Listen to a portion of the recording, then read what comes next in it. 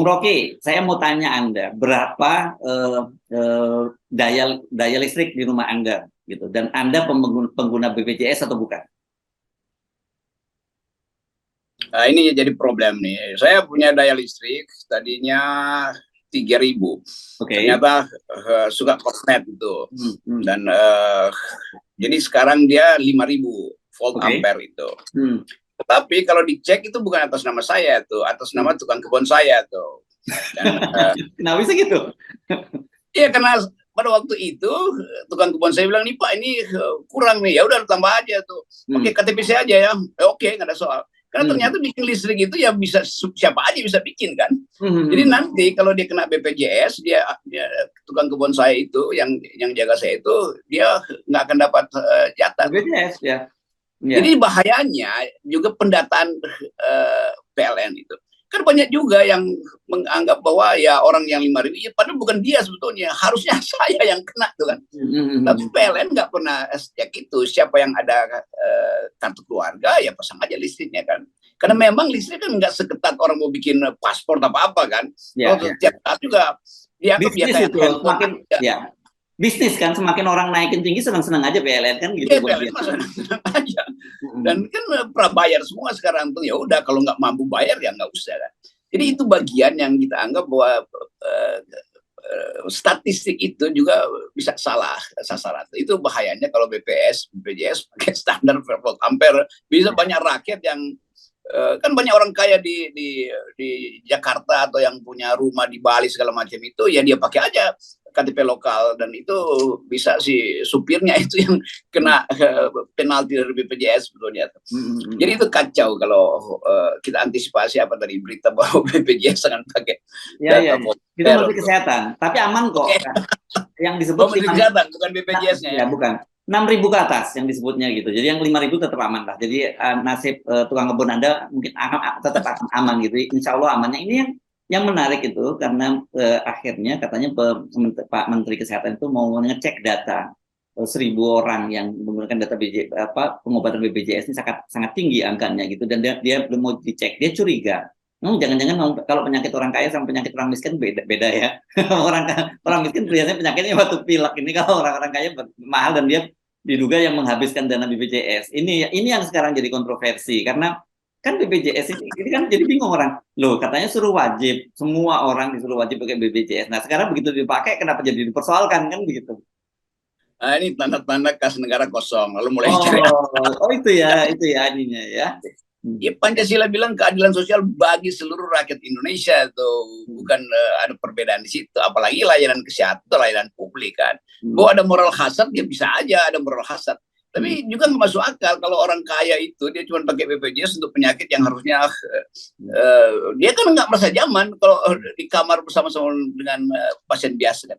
Jadi kalaupun dibikin sampling itu nggak signifikan tuh.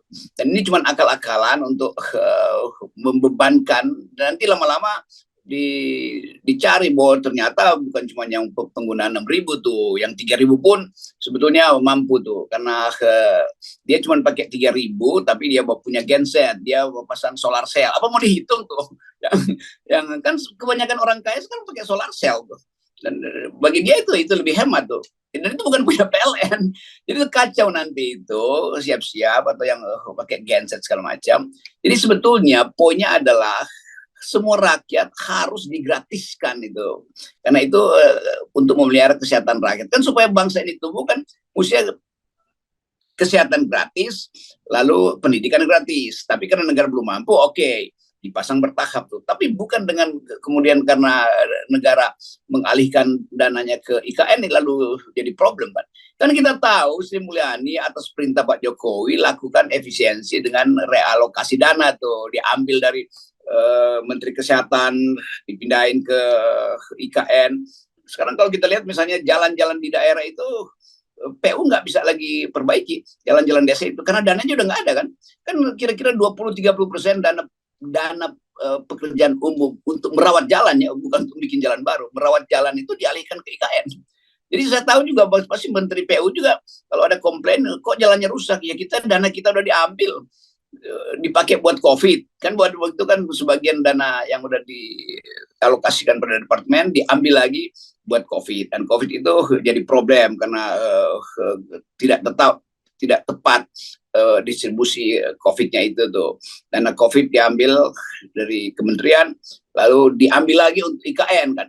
Jadi memang kementerian ini kementerian teknis ini kekurangan uang. Itu soalnya. Oke, jadi satu soal, saya kira mungkin ada dua sisi sih. Tapi kalau kita mau sebut tadi disebut oleh Pak Menteri sebagai moral hazard, orang kaya menggunakan ini gimana salahnya ya? Ini saya lagi rame nih di kalangan netizen itu ya, karena menurut mereka lu bukannya semua orang diwajibin gitu. Bahkan ada wacana nanti nggak bisa ngurus SIM, ngurus apa kalau tidak ada menunjukkan BPJS. Nah sekarang setelah menggunakan BPJS, tapi kemudian dipersoalkan gitu. Lepas kita tahu bahwa ya nggak, ya gimana ya, nggak bisa disalahkan deh menurut saya, orang namanya juga dia bayar kan. Iya, karena itu ini bukan moral hazard, ini rational expectation dari seorang apa namanya homo economicus. Kan setiap manusia itu adalah homo economicus, dia cari hal yang paling rasional tuh. Ya kalau ada yang lebih murah, kenapa dia mesti bayar swasta yang lebih mahal kan? Kan itu intinya kan.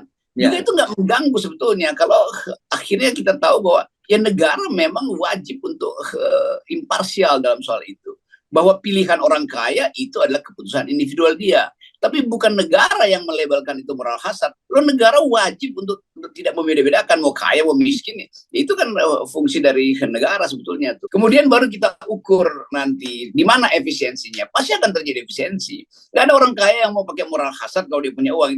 Itu artinya orang kaya ngehe tuh, orang kaya yang kan menyebut orang kaya aja udah satu gengsi tuh, ngapain dia ambil hak yang sebetulnya apa namanya makan di warung gitu, warteg. Kalau saya makan di warteg ya iya, tapi kalau tiba-tiba lihat ada orang kaya makan di warteg itu karena ada pencitraan itu, mau nge-vlog kira-kira begitu tuh.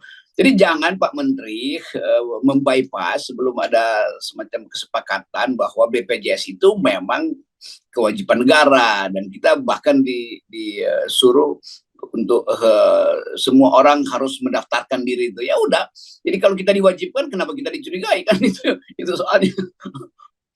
Dan sebenarnya kalau saya amati gitu, kebetulan saya cukup ngerti lah soal BPJS, bagaimana prosedur. Nggak enak menggunakan prosedur BPJS itu, dan orang harus antri berjam-jam dan sebagainya. Dan saya kira buat orang-orang kaya itu, kalau dia menggunakan itu, waktu yang dia terbuang untuk antri itu juga lebih baik untuk bisnis kan sebenarnya begitu.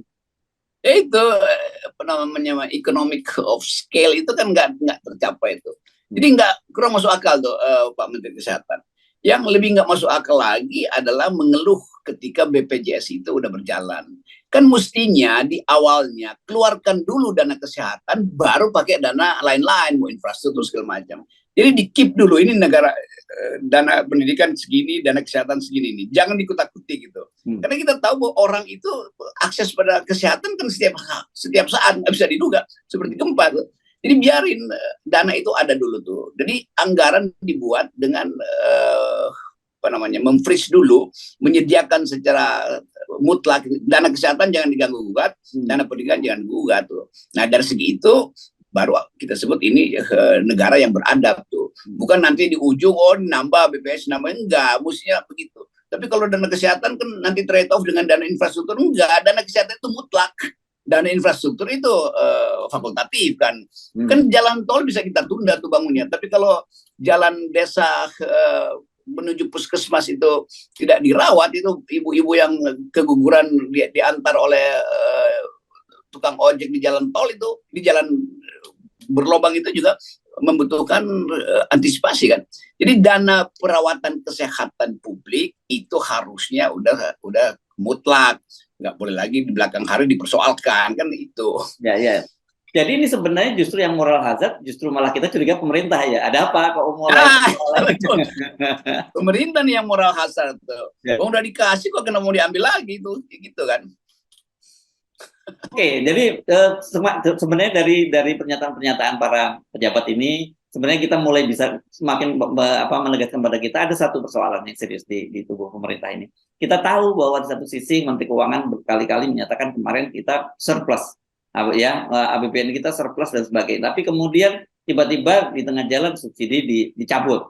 gitu. Kemudian ini mulai dicari-cari lagi, ada BPJS juga disalahkan. Kita nggak tahu nanti apa lagi nanti, termasuk nanti listrik juga gitu, nggak akan dicari-cari. Saya nggak tahu caranya. Ini kan saya jadi teringat cerita pada Anda semua zaman di mana? Zaman di Prancis ketika zamannya susah begitu, semua dipakai oleh si Silhead itu ya, Menteri Keuangan. Etienne Siluet namanya, sehingga dia digambarkan ya. sebagai siluet aja, orang benci mukanya digambarin hitam putih aja, dari situ kata siluet.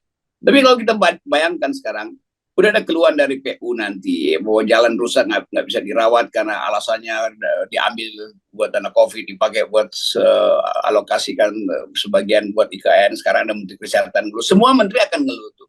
Lalu Presiden Jokowi bilang, sudah tenang aja, saya akan memimpin terus bangsa ini. Lalu dibuat macam-macam bahwa Jokowi peduli rakyat. Maka dana yang tadinya dikumpulkan oleh Sri Mulyani itu akan dipakai buat dana politik dalam bentuk BLT akan kami tambahkan itu. Rakyat senang.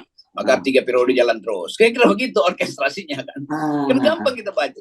Kalau dananya ada dan memang ada dananya itu berapa 300 triliun hasil ekstraktivasi, jual sawit, jual batu bara. Kan dia mesti berakibat pada naiknya daya beli itu. Kalau daya beli naik, ya nggak perlu Bank Indonesia tuh naikin suku bunga tuh. Kan itu intinya kan. Sekarang suku bunga dinaikin, semua orang mau dapat kredit, jadi mahal. Maka berhentilah sektor formal, bahkan sektor informal mulai susah ya, cari akses pada kredit bank tuh. Jadi semua hal sebetulnya kalau kita lihat dari atas, seolah-olah Pak Jokowi mau bilang negara ini akan bangkrut kecuali saya 3 periode. Kan begitu jadinya kan. Ya. Jadi sekarang ini moral hazardnya itu tadi ya. Dan BPJS itu moral hazardnya di situ. Ini mesti dibalik-balik, dan kita senang karena netizen sangat kritis dan juga wartawan juga pintar, dan kemudian mereka langsung tanya kepada BPJS apakah memang ada aturan bahwa orang kaya tidak bisa menggunakan. Nah, dan menurut BPJS enggak, ini diatur di apa ya, untuk seluruh rakyat Indonesia. Jadi siapapun juga ketika dia sudah membayar iuran dia bisa menggunakan. Ada aturannya sih memang gitu. Mungkin nanti tambah plafonnya lama-lama makin diturunin, Bung Rocky. Tidak boleh pakai tempat tidur lagi kan gitu.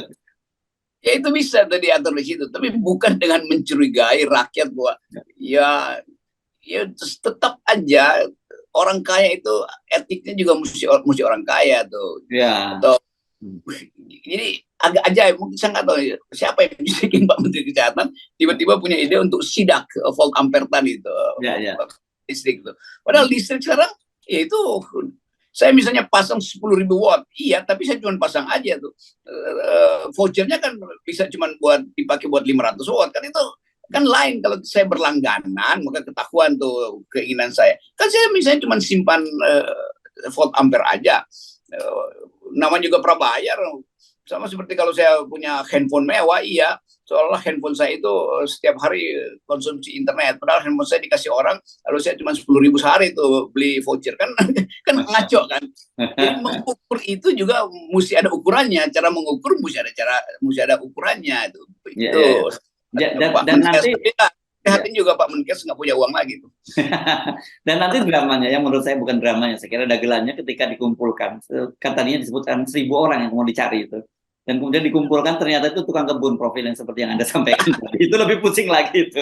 Ya, di situ paradoksnya tuh. Jadi ambisi itu bisa dibatalkan oleh kekonyolan metodologi. Yes. Dan karena itu kita kawal semuanya supaya tidak terlalu konyol dengan 0%. Ya. Yes. Di sini etika publik bekerja 0%. Yes. Thank you. Bang Rocky. Yes.